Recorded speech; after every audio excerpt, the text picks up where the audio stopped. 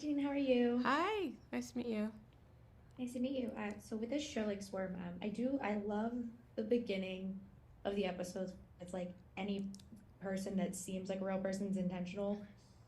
Because I like that the show as a whole is comedy on a specific artist and their fandom, but can be applied to fan culture and standom and especially in general.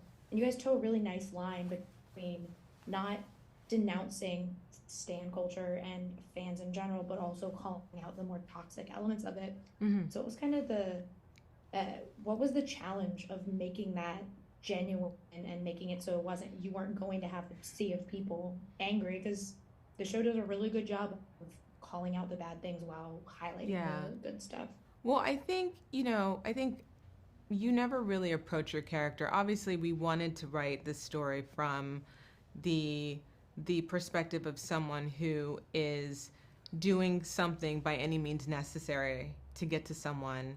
And the Mhm. pilot is the origin story of a villain in a way, but I we lived with Dre for Donald and I for a whole year before we even started writing her. And, we approached her with our own empathy. And I think through that, you kind of get that through this character, even when she does things that are clearly, not not the best judgment, right? Yeah. So that I think was very much a part of just the the way in which we broke her, but also the way in which Dominique Fishback played her. I think you really do see her humanity despite some of the choices that she makes.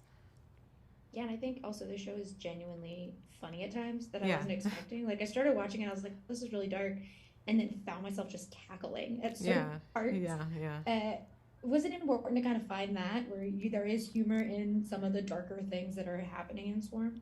Of course, yeah. And I think, Donald and I, like, we're both just like, we're naturally funny people. And I think, just coming at this story, obviously it has dark tendencies and there's a darkness to this idea of someone taking ownership of a person that they idolize. But Mm-hmm. yeah, I mean, there's always going to be these funny moments. And I think that's what makes character and just any given story really profound is when you can find these moments of levity despite some dark kind of tonal shifts that happen.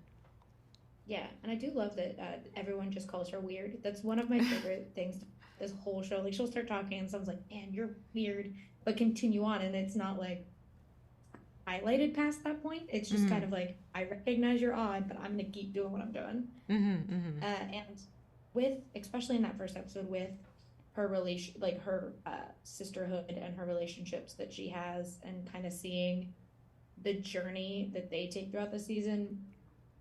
What, for you and Donna, what was kind of the importance of having that pilot have those relationships so we kind of see her where she started and where she's heading throughout the rest of the season? Well, I think the pilot is the grounding force of her story. It's the Mm-hmm. catalyst for everything that she does. It's the thing that allows her to kind of, she goes through various experiences in the pilot, and at the end, she's kind of reborn into something, right? The title of the pilot is Stung, and we see that Mm-hmm. she is, that is a reaction to something that happens to her.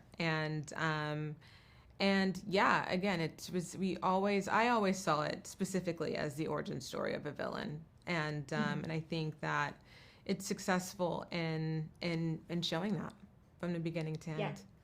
Yeah, I'm obsessed with it. I went into my work meeting today and was like, guys, we have to be paying attention to Swarm. Swarm is very good. We all have to be paying attention to Swarm because it's Nice. fantastic. And so thanks so much for talking with me today. I really Of do. I love it. course. I can't wait to see the rest of the season. Thanks. Nice meeting you.